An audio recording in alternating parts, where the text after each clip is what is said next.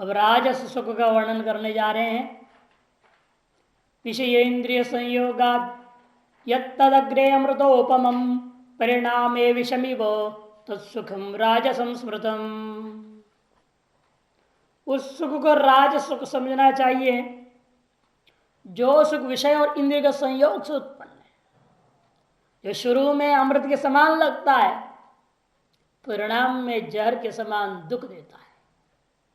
ठीक विपरीत, वो शुरू में विषमिव था, अंत में अमृत के सदृश था।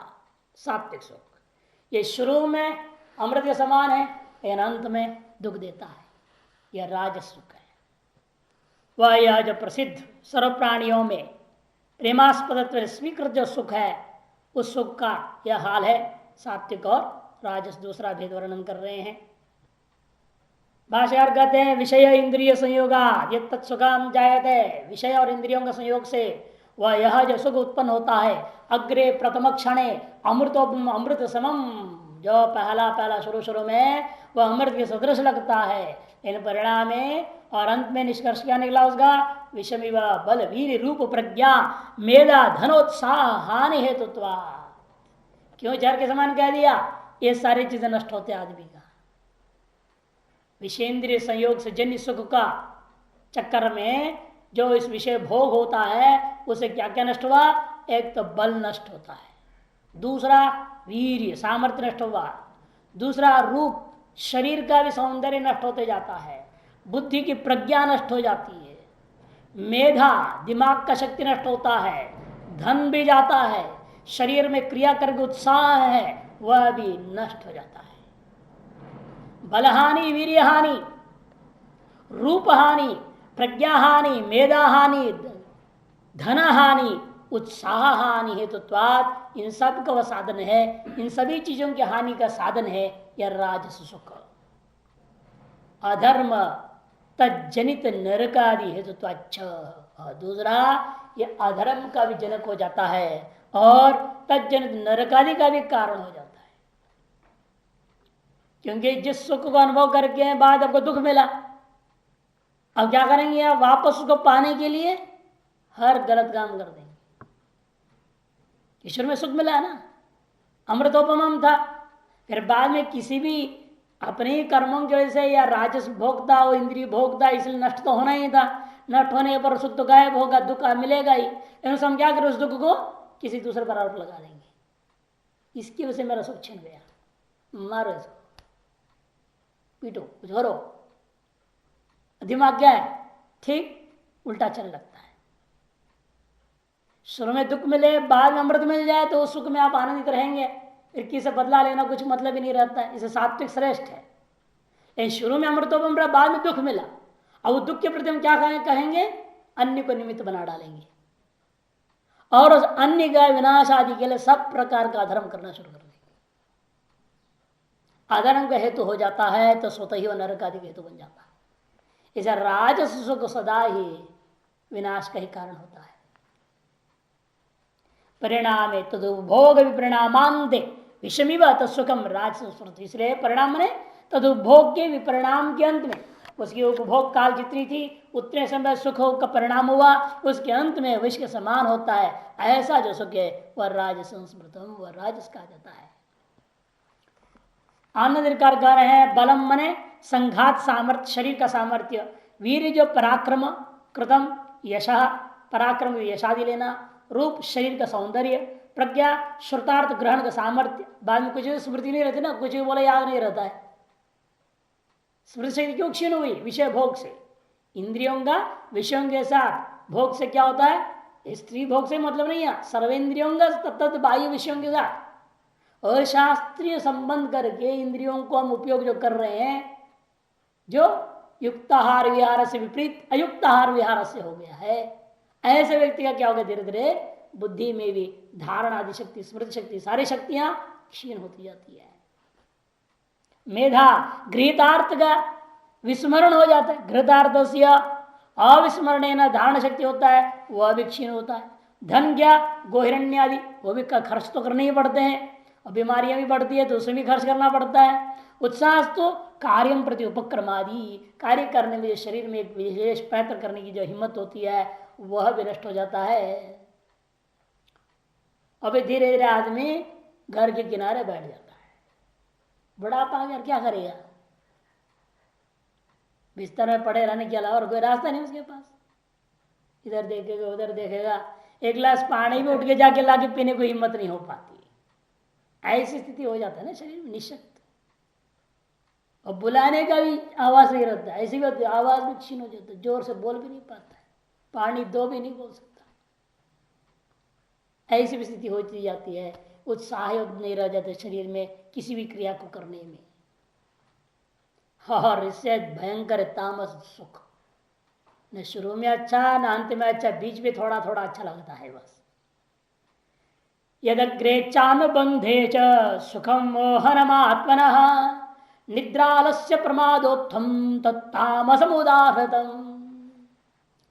कति यद अग्रे चानुबंधे च, जो अग्रे शुरू में और अंत में, अनुबंधे च अवसान में, क्या है सुखम मोहनम आत्मना, जो अपने आप को मोहित कर देने वाला सुख है, माने विवेक को नष्ट करने वाला जो सुख है वह सुख तामस सुख है। अरे ऐसा भी ऐसा कैसा सुख होता है?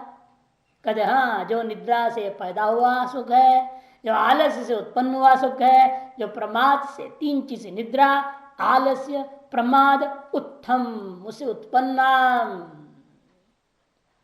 ऐसा जो सुख है वो तामसम उदाहरणम, उसको तामस सुख करके लोगों ने कहा है। क्योंकि निद्रा भी निद्रा करना ही नहीं है, ऐसा नहीं है। स्मृतिकार ने कहा कितनी होनी चाहिए, फिर चिंतन किया ऋषियों ने, शरीर की निद्रा भी आवश्यक है, 24 घंटा जगे रहे तो होगा नहीं, जब तक अंदर की प्राण शक्ति और जग जाए, जिसके आधार पर ऐसा सामर्थ्य धीरे धीरे घटाया जाता है वो। ये आम आदमी के लिए न्यूनतम की आवश्यकता कितनी है? यामद्वयम शयानस्तु ब्रह्म भूयाय कल्पते, यामद्वयम शयानस्तु ब्रह्म भूयाय कल्पते।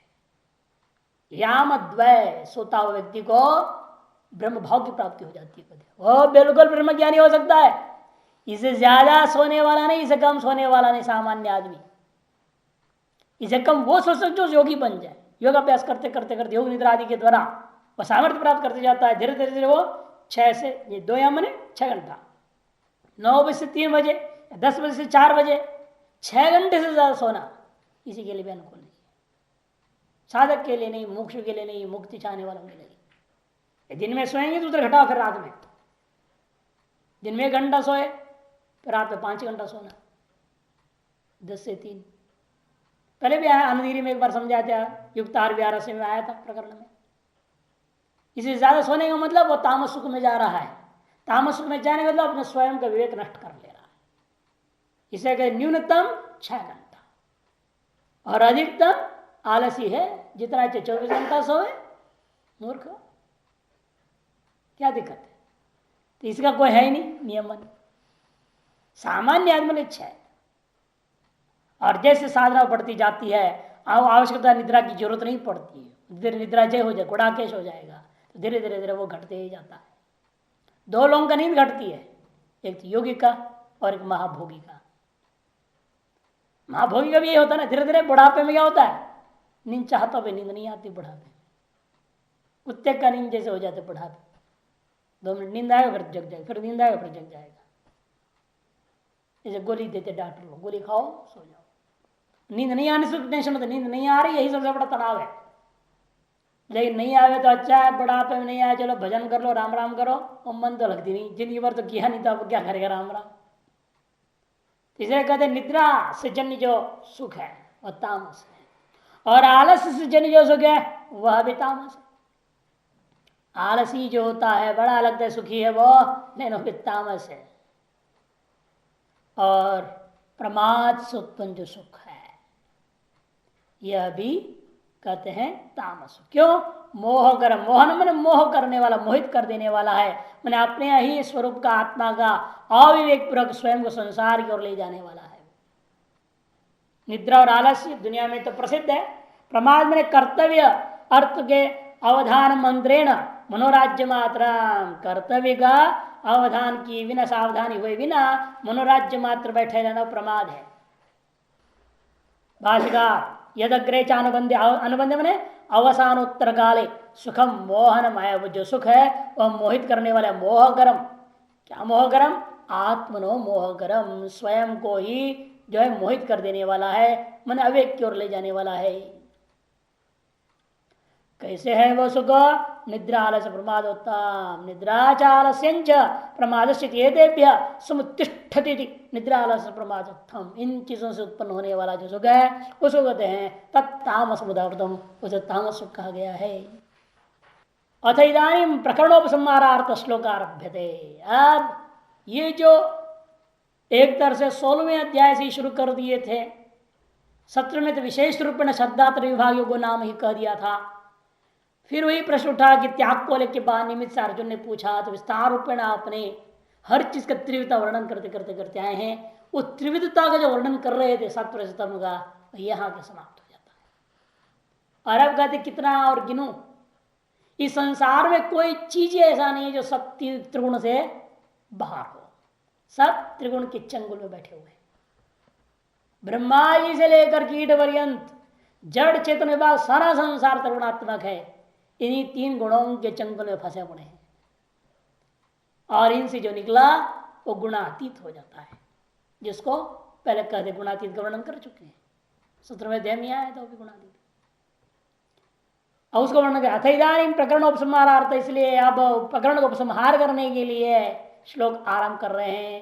न तदस्ति पृथिव्यां वा दिवि देवेषु वा पुनः सप्तम प्रकृतिर्मुक्तम यदि भी त्रिभिर्गुणैः। कदे इस पृथ्वी पर अथवा द्युलोक में अथवा देवताओं में भी ऐसा कोई वस्तु नहीं है। न तदस्ति यत् ये भी त्रिभि प्रकृतिजैर गुण ही मुक्तम, जिन 3 प्रकृति में माया से जन्य गुणों से मुक्त हो ऐसा कोई भी सप्तम वस्तु न। सप्तम मने प्राणी जातम और जड़ात्मकमोपि, जड़ चेतन सबको लेने इसलिए सप्तम कह दिया। ऐसा कोई सत्व है नहीं। देवेश में बहुवचन इसलिए किया है क्योंकि आ ब्रह्मस्तम पर्यंता ऐसे बहुवचन प्रयोग किया विष्णु धर्म पुराण में। विष्णु धर्मोत्तर पुराण 104 अध्याय 104 अध्याय 30वें श्लोक में कहा आप ब्रह्मा जी से शुरू कर गए स्तंभ पर्यंत सारा चीज त्रिगुणात्मक है। इसे ब्रह्मा पद प्राप्त करना, हिरण्य पद पर गर्भ प्राप्ति, ये सब क्या है? त्रिगुणात्मकता ही की प्राप्ति हुई, त्रिगुणात्मक जगत की प्राप्ति हो रही है। किसी में सत्वोत्कर्ष है, किसी में तमोत्कर्ष है, किसी में रजोत्कर्ष है। सत्वोत्तम की तारतम्यता में ही सारा का सारा ब्रह्मांड है, ब्रह्मा तक सारा। इसे इनमें से कहीं भी किसी भी चीज को अपेक्षा करना, प्राप्ति करना, उसके लिए कर्म उपासना आदि का अभ्यास करना व्यर्थ है। वैराग्यार्थ बात कह रहे हैं। यही ध्रुव ने कहा अपनी एक आगति अंदर में राजपद की, तो उसको लेकर मैं आप परमात्मा के आने के बाद मैंने गलत चीज मांग लिया। भाई रोता है तब विवेक जग कि भगवान के दर्शन से विवेक जग गया बाद में, लेकिन वासना की वजह से मांग गलत बैठा, लेकिन बाद विवेक जगी तो अब क्या कर सकता? वो ध्रुव नक्षत्र बन के बैठा हुआ है। करोड़ों अरबों वर्षों तक जिंदा रहना पड़ेगा उसको। एक ब्रह्मा जी का टाइम नहीं, अनेक ब्रह्मा, उसके बाद विधेय मुक्त होएगा। अनेक भगवान ने कृपा के चलो कोई बात नहीं, तुम सदा मेरे स्मरण करते रहोगे, जगत को देखोगे नहीं, दुखी नहीं होगे, तुम जगत तुम्हें दिखाई नहीं देगा तो स्वरूप प्रतिष्ठित रहेगा। नहीं फिर भी एक सोपाधिक बन के पड़ा रहना पड़ा ना, निरुपाधिक स्वरूप कहाँ हुआ? ये वैराग्य के लिए जान के कह रहे हैं कि ऐसा कोई चीज की अपेक्षा कभी नहीं करना। मैं स्वर्ग में जाऊं, ब्रह्मलोक में जाऊं, यहाँ जाऊं, वहां जाऊं, कभी अपेक्षा ही नहीं करना चाहिए। देखिए भाष्यम, तन्न तदस्ति मने तन्नास्ति, वह ऐसा कोई चीज नहीं है जो पृथ्व्याम व मनुष्यादि सत्वम ने प्राणी जातम, सत्वम ने प्राणी जातम मनुष्यादि सारा चेतन तत्व जो माना जा रहा है, अन्य प्राणी जातम अपी है ना, अपी से क्या करना, अन्य जो कुछ भी हो जड़ चेतन संपूर्ण विभाग इस पृथ्वी में, केवल इस पृथ्वी में ही नहीं जड़ चेतन विभाग, दिव्यलोक में भी जो जड़ चेतन विभाग है, देवेश वा पुनः और देवताओं में भी जो जड़ चेतन विभाग अनुभव लोग कर रहे हैं, सब सत्वम जो भी सत्व है, जो भी प्राणी जात है, जड़ चेतन विभाग और प्रकृति जयी, प्रकृति तो जात ये भी स्त्रिवीर गुण ही सत्वादिभिर न अन्वय कर दो, न मुक्तम न प्रत्यक्तम यत् स्यात् भवेत् न तदस्ति इति पूर्वेण संबंधा।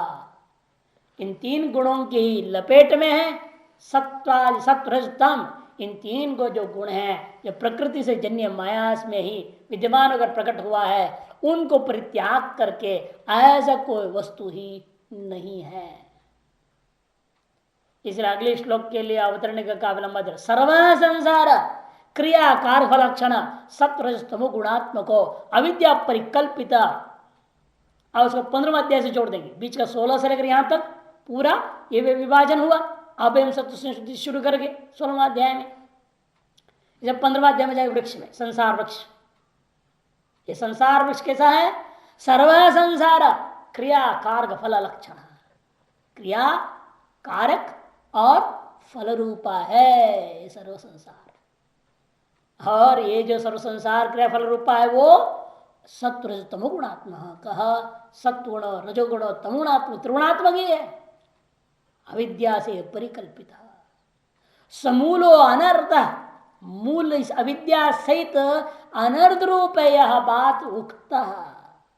कहा वृक्ष रूप कल्पना, वृक्ष रूपक की कल्पना के द्वारा यह हम 15वें अध्याय का पहला श्लोक में ऊर्ध मूलो मद शाखा अश्वत्थम प्रावरव्यम इत्यादि श्लोक के द्वारा हम पहले कह चुके हैं 15:1 में।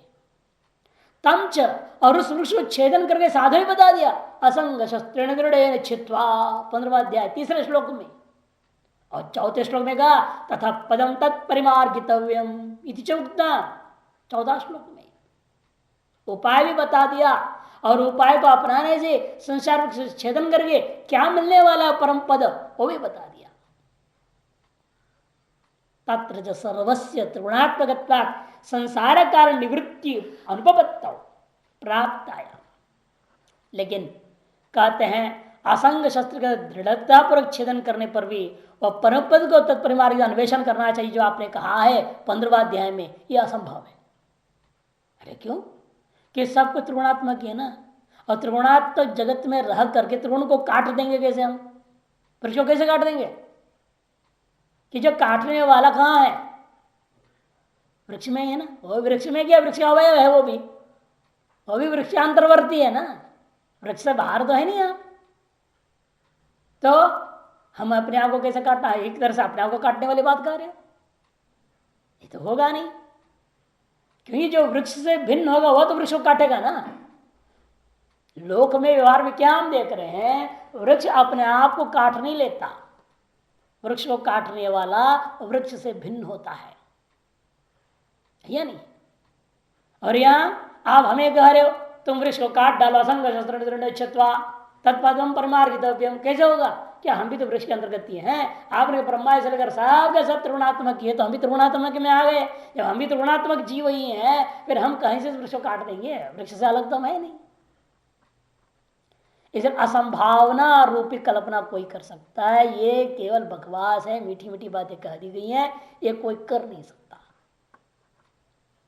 इसलिए इसे आगे के ग्रंथ वही रास्ता बताएगा कैसे काटा जा सकता है, इसमें ही रहकर इसी को काट सकते हैं।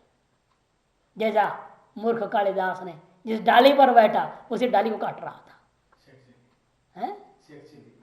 कई लोग हैं, कालिदास का भी ये कहानी थी ना, कालिदास का भी जीवन यहीं से शुरू हुई है। उसको देख के समझ गया आदमी ये महान हो सकता है, ऐसे थोड़ी इसको पकड़ा गया। शास्त्रार्थ में परास्त करने के लिए कहा कि यही सही है शारदा को परास्त करने, और कोई नहीं परास्त कर सकता। जो ऐसा व्यक्ति होगा वह शास्त्रार्थ में परास्त करने के लिए उसको ले गए लोग, उसको कह दिया बस चुप रहना, वो कहेगी एक तो बताना दो, वो कहेगी तीन तो बताना पांच, तो अपने अर्थ कुछ भी समझ ले उससे, लेकिन बोलना नहीं। शारदा कहेगा द्वैत वेदांत एकमेव द्वितीयम, नहीं दो। अब अर्थ लगाना अपना अपना अर्थ लगा रहा, पंडित लोग अपना अर्थ व्याख्या कर रहे हैं, वो क्या सोच रहा, अरे तुम एक आंख फोड़ देगी तो मैं दो आंख फोड़ दूंगा तुम्हारा। मुड़े अपने अर्थ कल्पना कर रहा है, और पंडित लोगों ने इसको द्वैत नहीं, हमारे गुरु जी कह रहे हैं द्वैत है, द्वैत नहीं अद्वैत कह रहे थे। वो कहीं नहीं, जो द्वैत है ना वो त्रिगुणात्मक है, यही त्रिगुणात्मक संसार है, तीन इसलिए दिखाए त्रिगुणात्मक संसार है ये, है नहीं पंचभूतात्मक, ये लोग व्याख्या करें पंच पांच, अपनी अपनी व्याख्या। वो अपने जिस पर बैठा था अपने सामने काट रहा था, डाले खुद भी तो गिरेगा मूर्ख। जब उस बात शारदा ने जब परास्त हो गई, उसका नियम था जब परास्त उससे शादी करना पड़ेगा, काले से शादी करना पड़ा। ये शादी के बाद दोनों बैठे तब वो सच्चाई से पता चला उसको, अरे महामूढ़ तो अनपढ़ है, झूठा मोनी बना, झूठा सा वैसा सब पंडितों ने बेवकूफ बना दिया मेरे को, अब कैसे इसको उद्धार किया जाए। शारदा के ताने पड़े, खूब सुनाई हो, फिर वो जंगल गया, काली की उपासना किया तो काली का दास हो गया।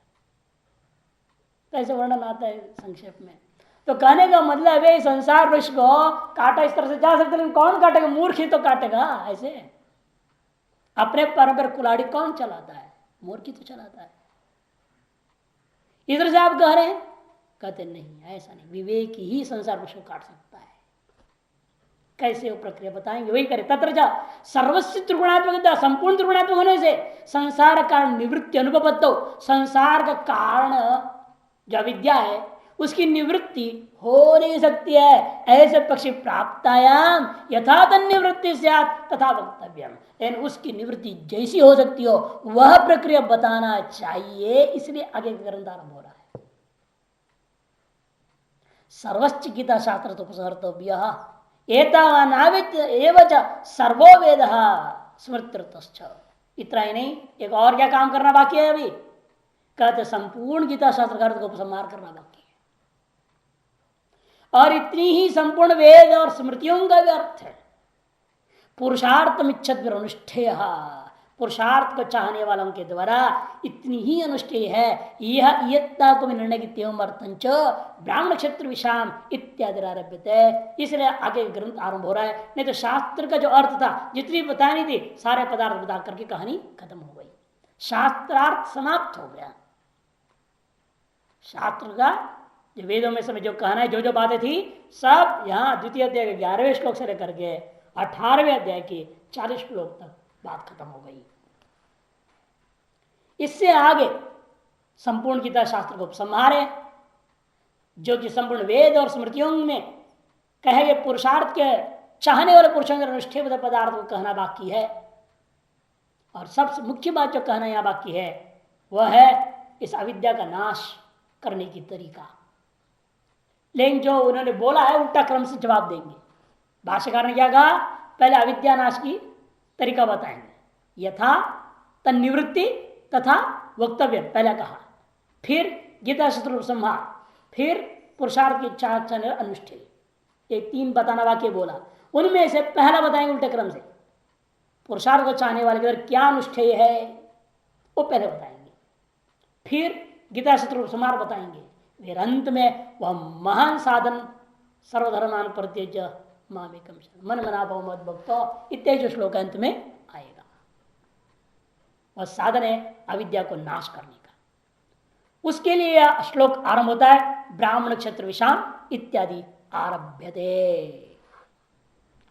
ब्राह्मण क्षत्रिय विषाम शूद्राणांच परंदप कर्माणि प्रविभक्तानि स्वभाव प्रवैर्गुणैः।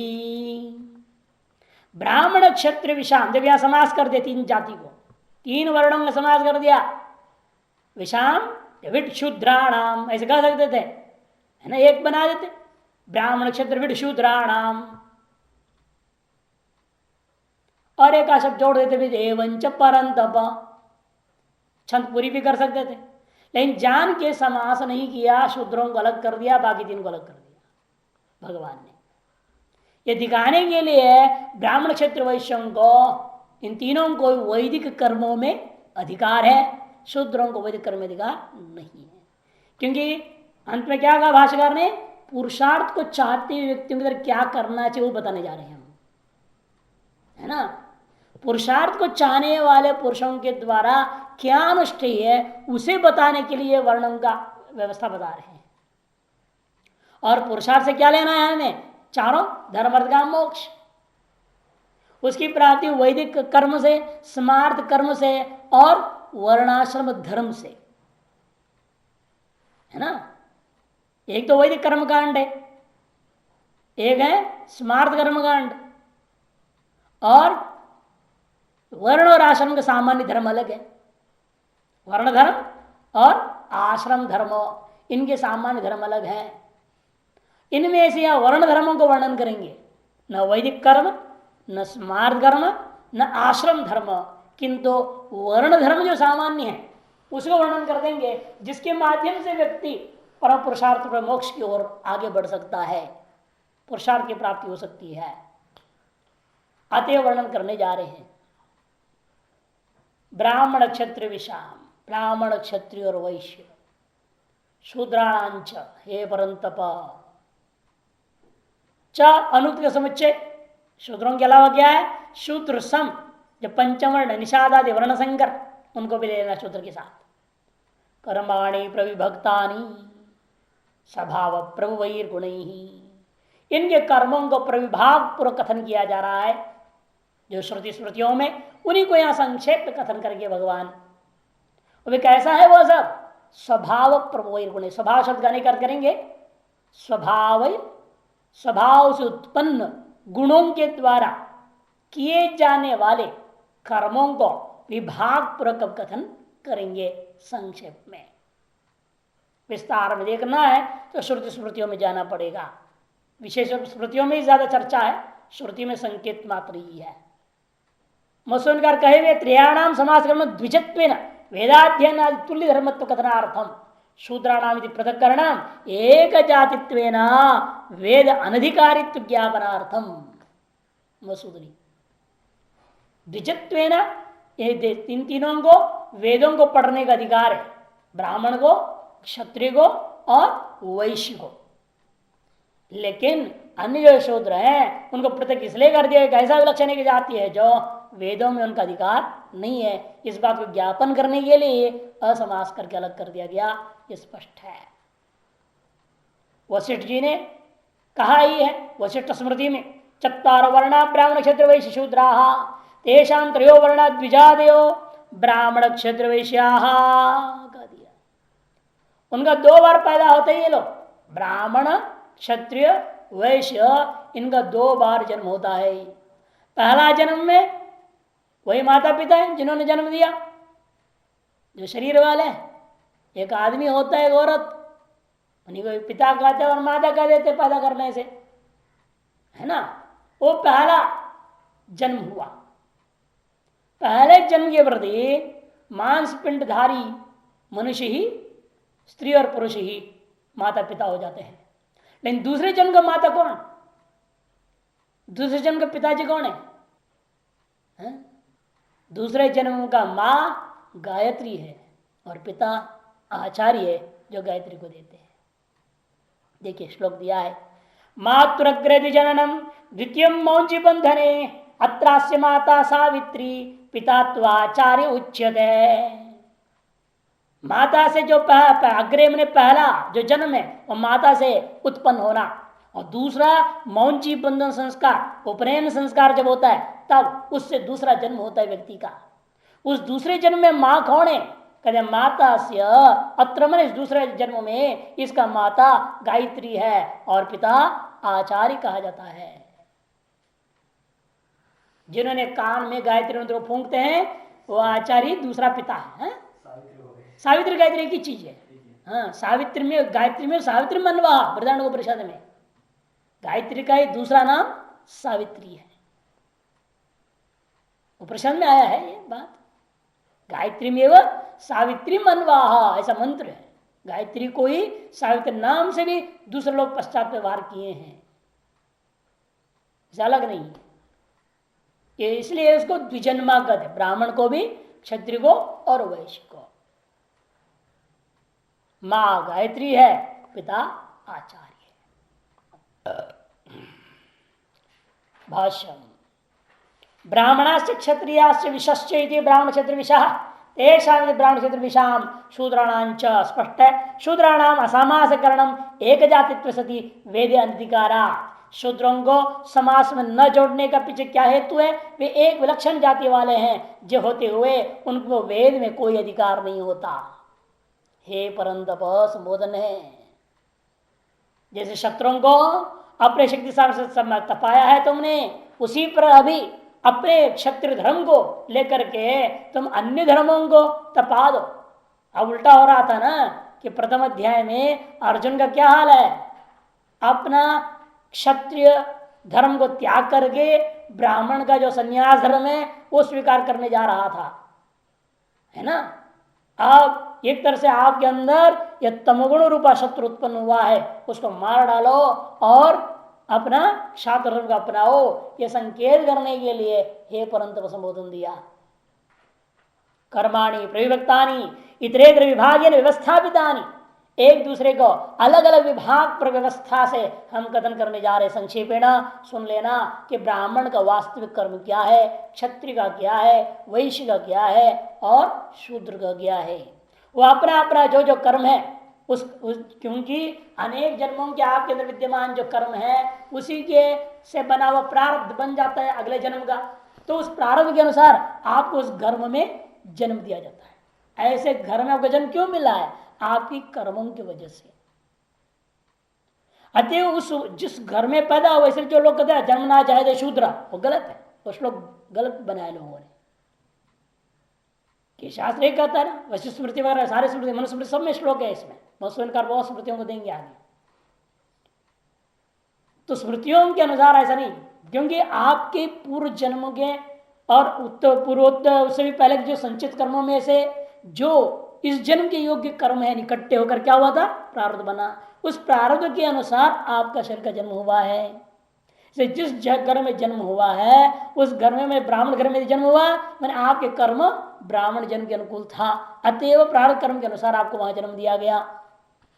जन्मना जायते ब्राह्मण, श्रोत्र का लक्षण इसलिए क्या कहा? जन्मना जायते ब्राह्मण संस्कार द्विज उच्चते। संस्कार गायत्री मौन जीवन संस्कार ऐसा बने का नाम है इसका। यज्ञोपवीत संस्कार, ब्रह्मोपदेश संस्कार, मैंने वेद का उपदेश हो रहा है ना, वेद में प्रवेश कराया जा रहा है इस माध्यम से। ब्रह्म ने वेद उसके उपदेश के योग्य बना रहे, सर ब्रह्मोपदेश संस्कार भी कहते हैं इसको। तब वो द्विज हो जाता है। तो इसलिए क्षत्रिय घर में पैदा होने और क्षत्रिय के अनुकूल से प्रारंभ संस्कार थे। होता क्या है, लेकिन उसके बाद उस संस्कारों को लेकर उस प्रारंभ कर्माधीन होकर के क्या वो कर्म करता है आगे या नहीं करता है, वो स्वतंत्रता है, वही पुरुषार्थ। ब्राह्मण का घर में पैदा हुआ लेकिन कर्म कर रहा है शूद्र का, गुण है क्षत्रिय का, ऐसा हो सकती है। जैसे महाभारत विचार किया, जन्मना वर्ण, फिर कर्मणा, फिर गुणता। गुण क्या है उसके अंदर देखने को मिल रहा है, फिर कर्म क्या कर रहा है। इसलिए ब्राह्मण ब्राह्मण ब्राह्मण तीनों ब्राह्मण हो वो सर्वश्रेष्ठ है।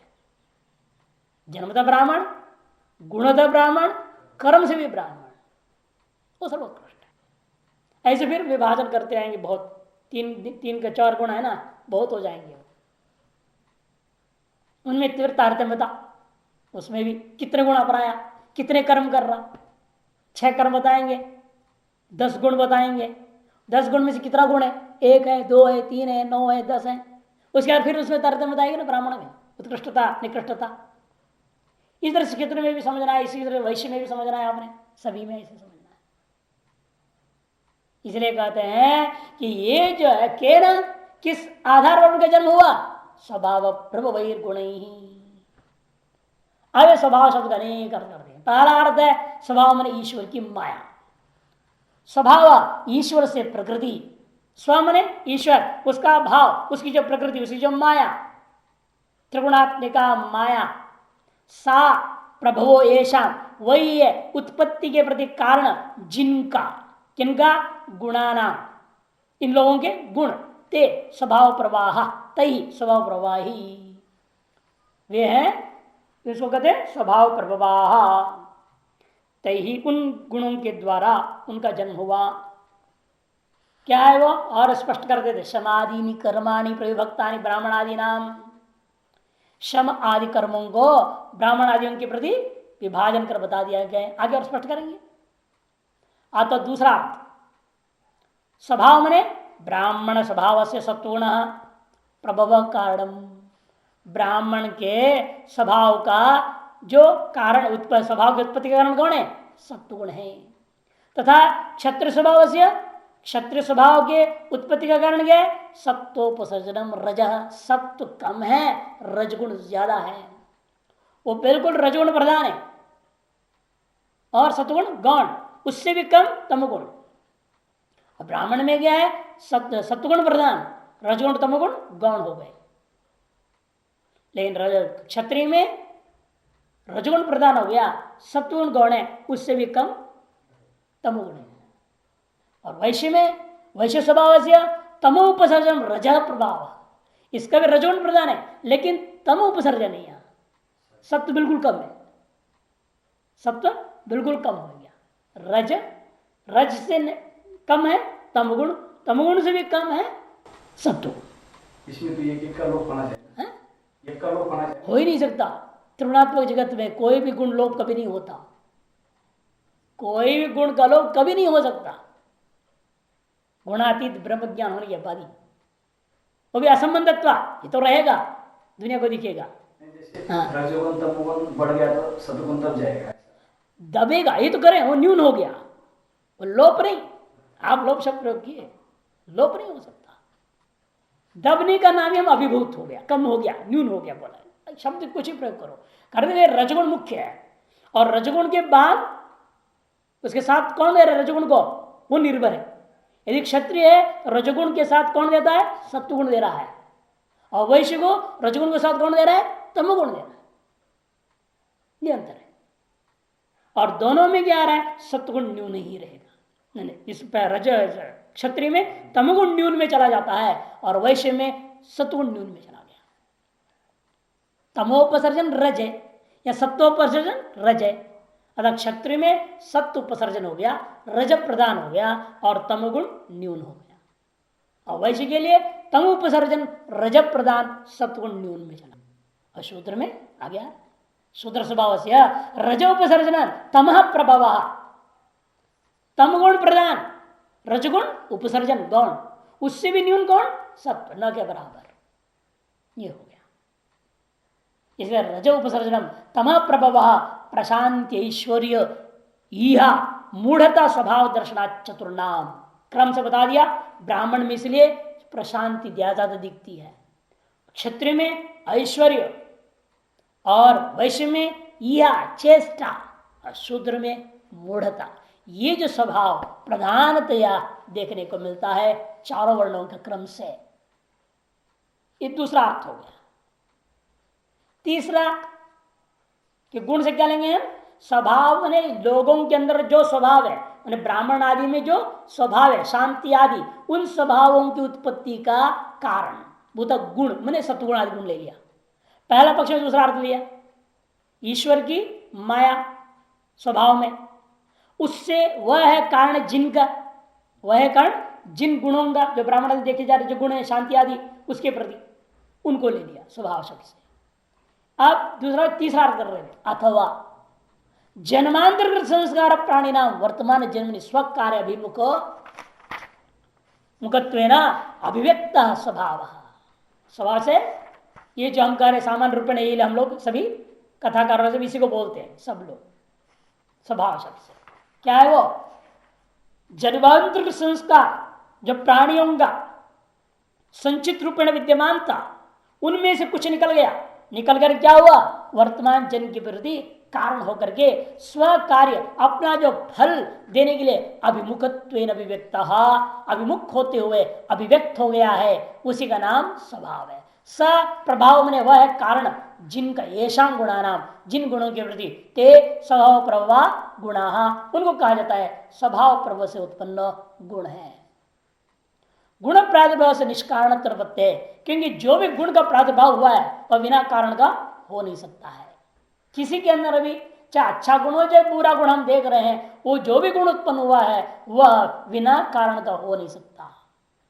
स्वभाव कारण विधि कारण विशेष उपादानम, उस स्वभाव क्या है वही मुख्य रूप में कारण। जिस स्वभाव का तीन अलग अलग अर्थ कर दिया गया है, इन तीनों से कोई भी अर्थ लीजिएगा, वह स्वभाव ही इन मनुष्यों में विद्यमान गुणों के प्रादुर्भाव के प्रति कारण विशेष है, ऐसा यहां इस श्लोक में ग्रहण किया गया है।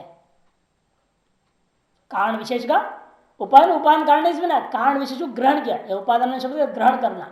भगवान ने स्वभाव शब्द को कारण विशेष रूप में ग्रहण करके समझाना चाह रहे हैं। मनुष्यों में दिखाई दे, चतुर्वर्णों में दिखाई जो गुणों के प्रति कारण है उनका स्वभाव।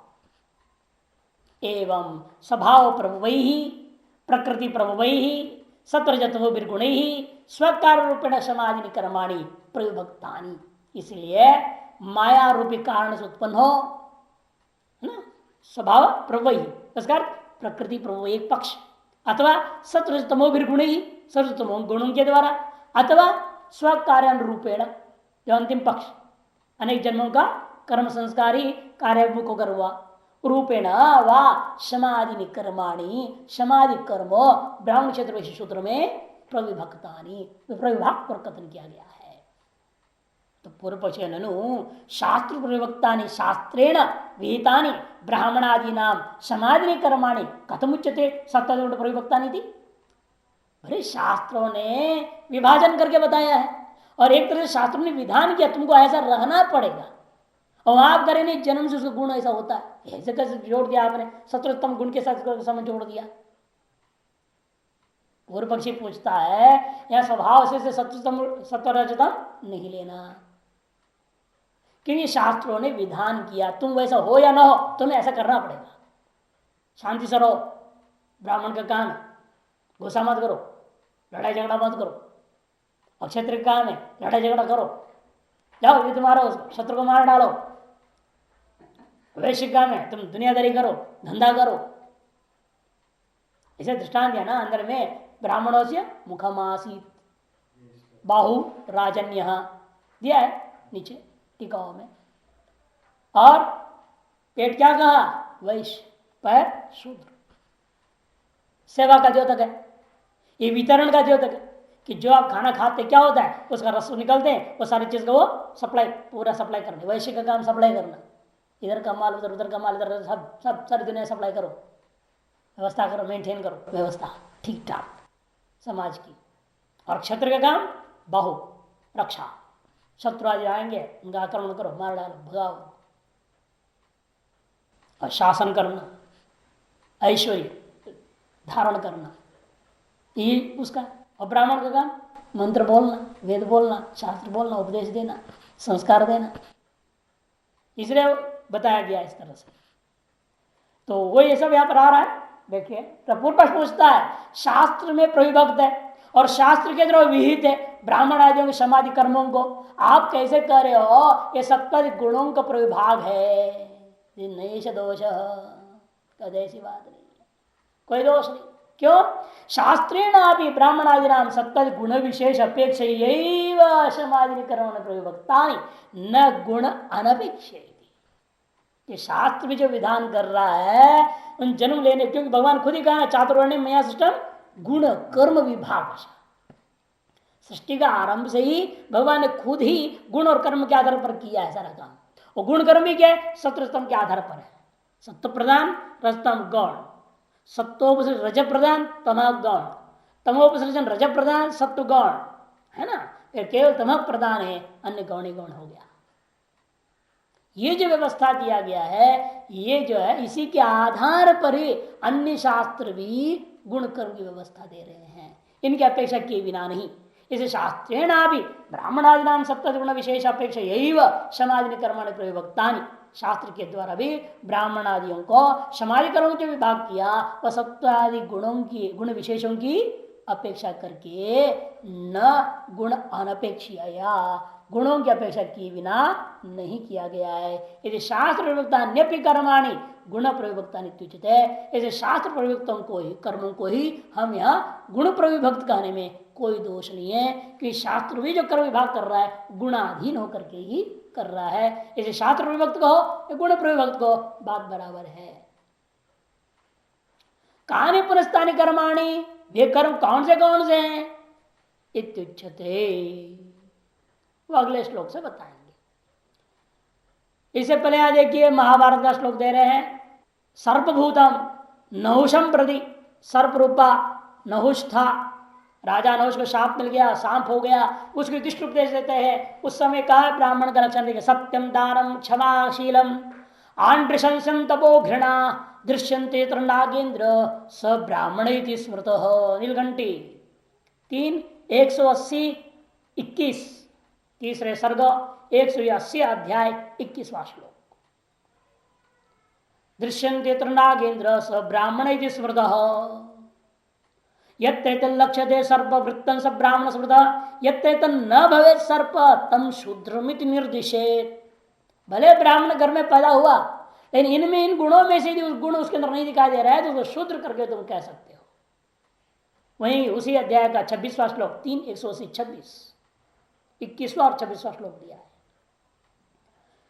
उससे नीचे देखिए मसूनिकार गौतम स्मृति विजाति नाम अध्ययन विद्या दानम ब्राह्मण स्यादिका प्रवचन याजन प्रतिग्रह पूर्वेशु नियमस्तु राज्योदिकम रक्षणम सर्वभूतानां न्यायदंडत्वम वैश्यादिकम कृषि वाणिक पशु पाशुपाल्यम कुसीदंच शूद्र चतुर्थो वर्ण एक जाति सत्यम अक्रोध शौचमाचनमार्थे पाणिपाद प्रक्षालनम ए वैके श्राद्ध कर्म भृत्य भरणम स्वदार वृत्ति परिचर्योत्तरेशामिति। ऐसे गौतमीय स्मृतिकार ने वशिष्ठ स्मृति में षट कर्माणि ब्राह्मण से अध्ययनम अध्यापनम यज्ञो यागम दानम प्रतिग्रहश्चेति त्रीणि राजन्य से अध्ययनम यज्ञो दानं च शस्त्रेण च प्रजापालनं स्वधर्मस्तेन जीवेत् एतानि त्रीणि वैश्यस्य कृषिर्वणिक पाशुपाल्यं कुसीदं च तेषां परिचर्या शूद्रस्येति। ब्राह्मण को 6 कर्म, पढ़ना पढ़ाना, यज्ञ करना यज्ञ कराना, दान देना दान लेना, और क्षत्रिय के लिए वो 3 तो बराबर रहेगा, क्षत्रिय और वैश्य को भी पढ़ना है, पढ़ाना नहीं है। वेदों को पढ़ा नहीं सकता क्षत्रिय, वेदों की बात है। अन्य ग्रंथों को पढ़ा सकते, गीता विता पढ़ाने में कोई दोष नहीं है। वेद पाठ नहीं दूसरे को पढ़ा सकते, वेद पढ़ो लेकिन पढ़ाओ नहीं। और दूसरा जो है यज्ञ करो कराओ नहीं, कहीं जाके पंडित नहीं बन जाना, कराना नहीं, पुरोहित नहीं बन सकता क्षत्रिय। और दान दो, दान लेना नहीं क्षत्रिय को। यही 3 वैश्य में भी पढ़ना यज्ञ करना दान देना, ये तीनों काम क्षत्रिय वैश्य ब्राह्मण इन तीनों में समान है। विशेष क्या है अलग अलग बता रहे इसलिए। विशेष ब्राह्मण का क्या है, पढ़ाना पड़ेगा, दान लेना पड़ेगा और यज्ञ कराना है। पढ़ाना यज्ञ कराना दान लेना, ये 3 अधिक है ब्राह्मण का। क्षत्रिय का अधिक क्या है, राजन्य का, उन 3 के अलावा कहते शस्त्र के द्वारा प्रजा का पालन करना, ये उसका विशेष स्वधर्म है। शत्रुओं को मारना, प्रजा का पालन, एक क्षेत्र का विशेष हो गया। और वैश्य का विशेष क्या है, कृषि वाणिज्य पशुपालन कुसीदंच, और शूद्र का इन सब की सेवा करना ही मुख्य है। मनुभी का अध्यापनम अध्ययनम यजनम याजनम तथा दानम प्रतिग्रहम चैव ब्राह्मणानाम कल्पयत। मनुस्मृति आपस्तंभ भी दिए, सब गई एक ही मत है, शब्दावली में अलग अलग है। गौतम वशिष्ठ आपस्तंभ मनु 4 स्मृतियों के वर्णन किया है इन्होंने।